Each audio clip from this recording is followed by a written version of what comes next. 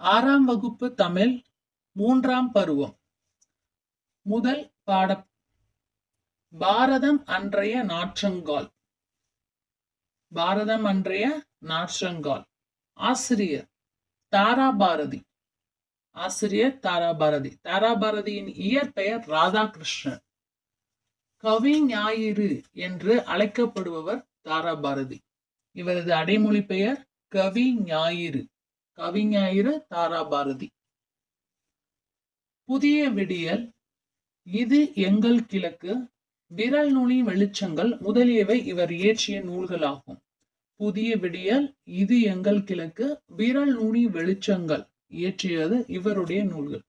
தேசம் உடுத்திய நூலாடை என கவிஞர் குறிப்பிடும் நூல். தாராபாரதி குறிப்பிடுகிறார். தேசம் உடுத்திய நூலாடை என திருக்குறளை குறிப்பிடுகிறார். இப்பாடல் தாராபாரதியின் கவிதைகள் எனும் தொகுப்பிலிருந்து இடம்பெற்றுள்ளது. பாரதம் அன்றைய நாற்றங்கால் அப்படிங்கிற பாடல் தாராபாரதியோட கவிதைகள் அப்படிங்கிற தொகுப்புல இருந்து இடம்பெற்றிருக்கு. பாடல்: புதுமைகள் செய்த தேசம் இது, பூமியின் கிழக்கு வாசல் இது. புதுமைகள் செய்த தேசம் இது, பூமியின் கிழக்கு வாசல் இது என்று கூறியவர் தாராபாரதி. அடுத்த பாடம்: தமிழ்நாட்டில் காந்தி. 1919ஆம் ஆண்டு பிப்ரவரி மாதம் காந்தியடிகள் சென்னைக்கு வந்தார். 1919. 1919இல் ஆங்கில அரசு ரவுலட் சட்டம் என்னும் கொடுமையான சட்டத்தை நடைமுறைக்கு கொண்டு வந்தது. ரெண்டுமே 1919 தான். காந்தி பிப்ரவரி மாதம் வந்திருக்காரு சென்னைக்கு. அதுவும் 1919 தான்.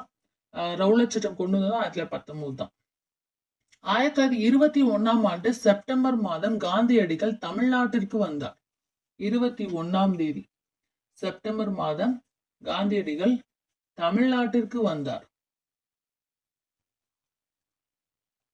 காந்தியடிகளிடம் உடை அணிவதில் மாற்றத்தை ஏற்படுத்திய ஊர் மதுரை. ஜி. போப் எழுதிய தமிழ் கையேடு தம்மை கவர்ந்ததாக குறிப்பிட்டார். யாருடைய கையேடு அவரை கவர்ந்தது? ஜி. போப் எழுதிய கையேடு. திருக்குறள் அவரை கவர்ந்த நூலாகும். காந்திக்கு கவர்ந்த நூல் இது திருக்குறள். 1937ஆம் ஆண்டு சென்னையில் இலக்கிய மாநாடு ஒன்று நடைபெற்றது. 1937 சென்னையில இலக்கிய மாநாடு ஒன்று நடைபெற்றது. அதில் உவேசா வரவேற்பு குழு தலைவராக இருந்தார். உவேசா வரவேற்பு குழு தலைவராக இருந்தார். 1937 சென்னையில இலக்கிய மாநாடு ஒண்ணு நடக்குது. 37 சென்னையில இலக்கிய மாநாடு. அதுக்கு உவேசா தான் வரவேற்பு குழு தலைவரா இருந்திருக்காரு. உவே சாமிநாதரின் உரையை கேட்ட காந்தியடிகள் மகிழ்ந்தார். இந்த பெரியவரின் அடிநிழலில் இருந்து தமிழ் கற்க வேண்டும் என்னும் ஆவல் உண்டாகிறது என கூறினார் காந்தியடிகள். முக்கியமான பாயிண்ட்னா 1919ஆம் ஆண்டு பிப்ரவரி மாதம் சென்னைக்கு வரார். அப்புறம் 1919 ஆங்கில அரசு ரவுலட் சட்டம் போடுது. அதே மாதிரி 1921 செப்டம்பர் மாதம் தமிழ்நாட்டுக்கு வரார். பிப்ரவரி மாதம் சென்னைக்கு, 21 செப்டம்பர் மாதம் தமிழ்நாட்டுக்கு. அடுத்த பாடம் வேலு நாச்சியார். ராமநாதபுரத்தை ஆட்சி செய்த செல்லமுத்து மன்னரின் ஒரே மகள் வேலு நாச்சியார். சிலம்பம், குதிரை ஏற்றம், வால்பூர், வில் பயிற்சி ஆகியவற்றை முறையாக கற்றுக்கொண்டவர். சிலம்பம், குதிரை ஏற்றம், வால்போர், வில் பயிற்சி முறையாக கற்றுக்கொண்டவர் வேலு நாச்சியார். ராமநாதபுரத்தை ஆட்சி செய்த செல்லமுத்து மன்னரோட ஒரே மகள் வேலு நாச்சியார். சிவகங்கை மன்னர் முத்துவடுகநாதரை மணந்து கொண்டார். சிவகங்கை மன்னர் முத்துவடுகநாதரை மணந்து கொண்டார். காளையார் கோயிலில் நடைபெற்ற போர்ல முத்துவடுகநாதர் ஆங்கில படையிடம் போரிட்டு வீர மரணம் அடைந்தார். காளையார் கோயில்ல முத்துவடுகநாதர் மரணம் அடைந்தார். ஆங்கிலேயர்களை எதிர்த்து திண்டுக்கல் கோட்டையில வேலு நாச்சியார் தங்கி ஒரு படையை திரட்டி பயிற்சி அளித்தார். ஆங்கிலேயர்களை எதிர்த்து திண்டுக்கல் கோட்டையில, எந்த கோட்டைன்னு கேட்பாங்க, திண்டுக்கல் கோட்டை. வேலு நாச்சியார் தங்கி ஒரு படையை திரட்டி பயிற்சி அளித்தார். திண்டுக்கல் கோட்டையில் ஆலோசனை கூட்டம் நடந்தது. அங்கு நடுவே வேலுநாச்சியார் அமர்ந்திருந்தார். அவரை சுற்றி அமைச்சர் தாண்டவராயர், தளபதிகள் பெரிய மருது, சின்ன மருது மற்றும் குறுநில மன்னர்கள் சிலர் இருந்தனர். மைசூரில் இருந்தும் ஐதர் அலி 5000 குதிரைப்படை வீரர்களை அனுப்பி வைத்தார். எங்கிருந்து? மைசூர்ல இருந்து. ஆண்கள் படைப்பிரிவுக்கு மருது சகோதரர்களும், பெண்கள் படைப்பிரிவுக்கு குயிலியும், குயிலியும் தலைமையேற்றார். காளையார் கோயிலில் வேலுநாச்சியார் படைக்கு ஆங்கிலேயர் படைக்கும் இடையே கொடுமையான போர் நிகழ்ந்தது. இறுதியில் ஆங்கில படை தோற்று ஓடி போனது. வேலுநாச்சியார் ஆங்கிலேயரிடமிருந்து மீண்டும் சிவகங்கையை 1780 ஆண்டு, அதாவது சிவகங்கையை கிபி 1780 மீட்டார். வேலுநாச்சியார் மீட்கப்பட்ட ஆண்டுன்னு கேட்பாங்க. சிவகங்கைய ஆங்கிலேயரிடமிருந்து மீட்கப்பட்ட ஆண்டு, மீட்ட ஆண்டு அப்படின்னு கேட்பாங்க. அது பாத்தீங்க அப்படின்னா 1780. வேலுநாச்சியார் ஆங்கிலேயரை ஆங்கில அரசிடம் காட்டி கொடுக்க மறுத்ததால், வேலுநாச்சியரை ஆங்கில அரசரிடம் காட்டி கொடுக்க மறுத்ததால் உடையாள் என்னும் பெண் கொல்லப்பட்டாள். சிவகங்கை செல்லும் வழியில் உடையாளுக்கு நடுக்கல் நடப்பட்டது. கொல்லப்பட்ட பெண்ணின் பெயர் என? உடையாள். வேலுநாச்சியாரின் காலம் 1730 முதல் 1796 வரை. 1730 முதல் 1796 வரை. அடுத்த பகுதி பராபர கன்னி. பராபர கன்னி பாடலை எழுதியவர் தாயுமானவர். தாயுமானவர் பாடல்கள் என்னும் நூலில் இருந்து இப்பாடல் எடுக்கப்பட்டுள்ளது. பராபர கன்னி எழுதியவர் தாயுமானவர். தாயுமானவர் பாடலிலிருந்து இந்த நூல் எடுக்கப்பட்டது. இந்நூல் தமிழ் மொழியின் உபநிடதம் என அழைக்கப்பட்டது. தாயுமானவர் பாடல்கள் நூல் அப்படிங்கிறது தமிழ் மொழியோட உபநிடதம் என்று அழைக்கப்பட்டது. பராபர கன்னி என்னும் தலைப்பில் கன்னி என்பது 2 அடிகளில் பாடப்படும் பாடல் வகை. கன்னிங்கிறது 2 அடிகள்ல பாடப்படும் பாடல் வகை. தண்டருள் சொல்லும் பொருளும் பார்த்திடலாம். தண்டருள் குளிந்த கருணை, குளிந்த கருணை. செம்மையருக்கு, சான்றோருக்கு, செம்மையருக்கு, சான்றோருக்கு. அடுத்து நீங்கள் நல்லவர் என்ற பகுதி. அடுத்த பகுதி நீங்கள் நல்லவர். ஆசிரியர் கலீல் கிப்ரான். கலீல் கிப்ரான் இவர் லெபனான் நாட்டை சேர்ந்தவர். இப்பாட பகுதியை கலீல் கிப்ரான் எழுதிய நூலை கவிஞர் புவியரசு தீர்க்கதரிசி என்னும் பெயரில் மொழிபெயர்த்தார். தீர்க்கதரிசி என்னும் பெயர்ல மொழிபெயர்த்தார். நீங்கள் நல்லவர் அப்படிங்கிறது பாடம். அதுல கலீல் கிப்ரான் தான் ஆசிரியர், லெபனான் நாட்டை சார்ந்தவர். கலீல் கிப்ரான் எழுதிய நூலை புவியரசு அப்படிங்கிறவரு கவிஞர் தீர்க்கதரிசி என்னும் நூல்ல மொழிபெயர்த்தாங்க. பசிப்பினி போக்கிய பாவை. புத்த பீடிகை மணிப்பல்லவ தீவில் உள்ளது. புத்த பீடிகை எங்க இருக்கு? புத்த பீடிகை மணிப்பல்லவ தீவில் உள்ளது. அத்தீவின் காவலர் தீவத்திலகை.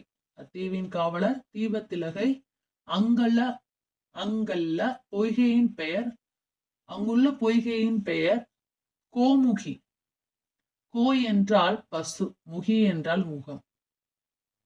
கோ என்றால் பசு, முகி என்றால் முகம். அங்குள்ள பொய்கையின் பெயர் கோமுகி. புத்த பீடிகை எங்க இருக்கு? மணிப்பல்லவ தீவுல இருக்கு. நம்ம என்ன கண்டென்ட்ல பாக்குறோம், அதாவது நம்ம என்ன பகுதியில பாக்குறோம்னா பசிப்பினி போக்கிய பாவை அப்படிங்கிற ஒரு பாடத்துல பாக்குறோம். புத்த பீடிகை மணிப்பல்லவ தீவுல இருக்கு. அத்தீவின் காவலர் தீவத்திலகை. அங்குள்ள பொய்கையின் பெயர் கோமுகி. கோ என்றால் பசு, முகி என்றால் முகம். மணிமேகலா தெய்வம் மணிமேகலையை அழைத்து சென்ற தீவு மணிப்பல்லவ தீவு. வைகாசி திங்கள் முழு நிலவு நாளில் இப்பொய்கையின் நீரின் மேல்.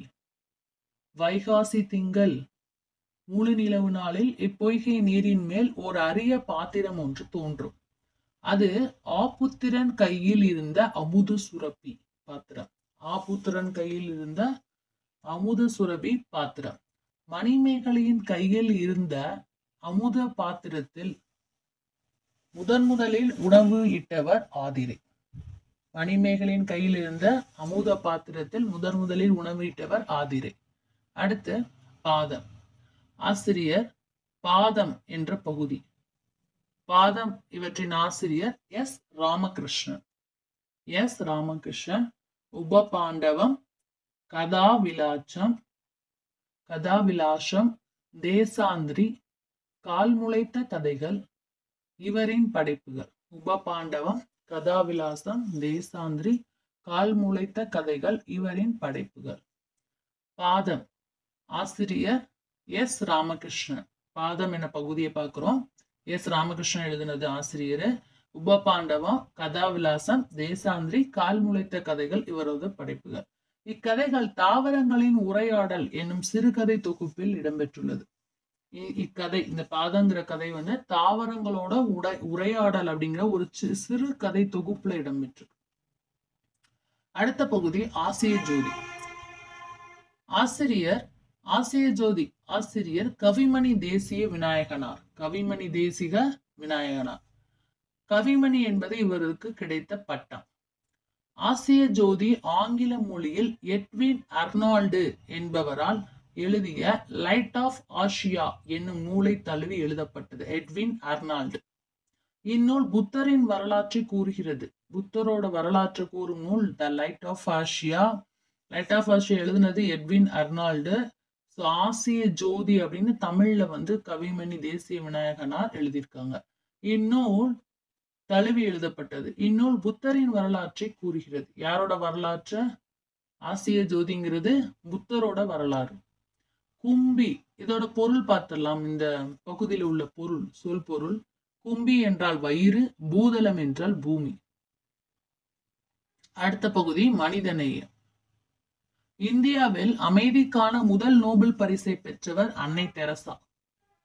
அன்னை தெரசா இந்தியாவிலேயே முதல்ல அமைதிக்கான நோபல் பரிசு பெற்றவர் அன்னை தெரசா. அதுக்கப்புறம் இரண்டாவது நோபல் பரிசு அமைதிக்கானது பெற்றது கைலாஷ் சத்தியமூர்த்தி. கைலாஷ் சத்தியமூர்த்தி. முதல்ல வந்து அன்னை தெரசா, இரண்டாவது கைலாஷ் சத்தியமூர்த்தி இந்தியாவில நோபல் பரிசு பெற்றிருக்காங்க, அமைதிக்கான நோபல் பரிசு. குழந்தைகளை பாதுகாப்போம் என்னும் இயக்கத்தை தொடங்கியவர் கைலாஷ் சத்தியமூர்த்தி. குழந்தைகளை பாதுகாப்போம் அப்படிங்கிற இயக்கத்தை தொடங்கினது கைலாஷ் சத்தியமூர்த்தி. கைலாஷ் சத்தியமூர்த்தி கடந்த 30 ஆண்டுகளில் 80,000, 30 வருஷத்துல 80,000 குழந்தைகளை வந்து மீட்டுள்ளார். 30 வருடத்துல 30 ஆண்டுகள்ல 80,000 குழந்தைகளை மீட்டுள்ளார். உலக குழந்தைகள் கல்வி உரிமைக்காக 103 நாடுகளில் 80,000 கிலோமீட்டர் தூரம் நடைப்பயணம் சென்றார். உலக குழந்தைகளோட கல்வி உரிமைக்காக, உலகத்துல உள்ள எல்லா குழந்தைகளோட கல்வி உரிமைக்காக 103 நாடுகள்ல, எத்தனை நாடு? 103. 30 வருஷத்துல 80,000 குழந்தைங்களை மீட்டுள்ளார் குழந்தை தொழிலாளத்துல இருந்து. யாரு? கைலாஷ் சத்தியமூர்த்தி. அதே மாதிரி கல்வி உரிமைக்காக, உலகத்தில் உள்ள எல்லா குழந்தைகளோட கல்வி உரிமைக்காக 103 நாடுகள்ல 80,000 கிலோமீட்டர் தூரம் நடைப்பயணம் சென்றுள்ளார். 80,000 கிலோமீட்டர் தூரம் நடைப்பயணம் சென்றுள்ளார். குழந்தைகளை தொழிலாளர்களாக மாற்றுவது மனித தன்மைக்கு எதிரான குற்றம். உலகத்தை குழந்தைகளின் கண் கொண்டு பாருங்கள், உலகம் அழகானது என கூறியது கைலாஷ் சத்தியமூர்த்தி. குழந்தைகளை தொழிலாளர்களாக மாற்றுவது மனித தன்மைக்கு எதிரான குற்றம். உலகத்தை குழந்தைகளின் கண் கொண்டு பாருங்கள் என கூறியது கைலாஷ் சத்தியமூர்த்தி. வாழ்க்கை என்பது நீ சாகும் வரை அல்ல, மற்றவர் மனதில் நீ வாழும் வரை என கூறியது அன்னை தெரசா. தமக்கென முயலா நூன்றால் பிறருக்கென முயலுனர் உண்மையானா. புறநானூற்று பாடல்கள். தமக்கென முயலா நூன்றால் பிறருக்கென முயலுனர்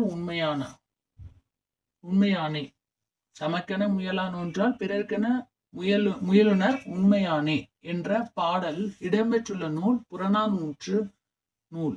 புறநானூற்றுல இடம்பெற்றுள்ள பாடல் இதுதான். தமக்கென முயலா நூன்றால் பிறருக்கென முயலுனர் உண்மையானே. வாடிய பயிரை கண்டபோதெல்லாம் வாடினேன் என கூறியது யார்? வள்ளலார். அடுத்த பாடப்பகுதி முடிவில் ஒரு தொடக்கம். விபத்தில் மூளை செயலிழந்து விட்ட தங்களது மகனின் இதயத்தை கொடையாக தந்து மருத்துவ தம்பதியினர் அசோகன்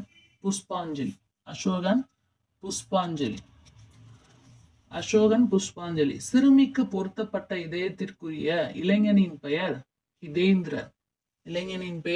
ஹிதேந்திரன். அவங்க அப்பா அம்மா பேர் அசோகன் புஷ்பாஞ்சலி. அந்த இளைஞரோட பேர் ஹிதேந்திரன். முக்கிய குறிப்பு: வ.உ. சிதம்பரனார் வழக்கறிஞர், எழுத்தாளர், பேச்சாளர், தொழிற்சங்க தலைவர் என பன்முகம் தன்மை கொண்டவர். 1906ஆம் ஆண்டு அக்டோபர் 16ஆம் நாள் சுதேசி நாவாய் சங்கம் என்ற கப்பல் நிறுவனத்தை பதிவு செய்தார்.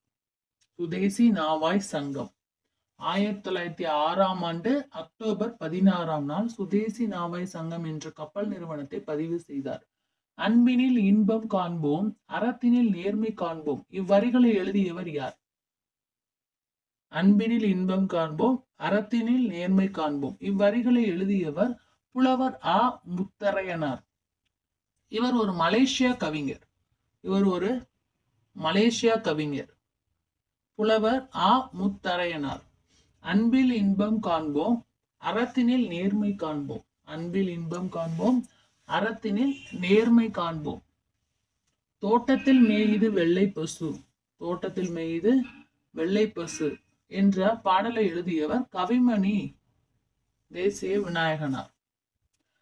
தோட்டத்தில் மேயுது வெள்ளை பசு என்ற பாடலில் இடம்பெற்றுள்ள அணி என்ன? இயல்பு நவிர்ச்சி அணி. அன்பின் இன்பம் காண்போம், அறத்தினில் நேர்மை காண்போம் என கூறியவர் புலவர் ஆ. முத்தரையனார், மலேசியா கவிஞர்.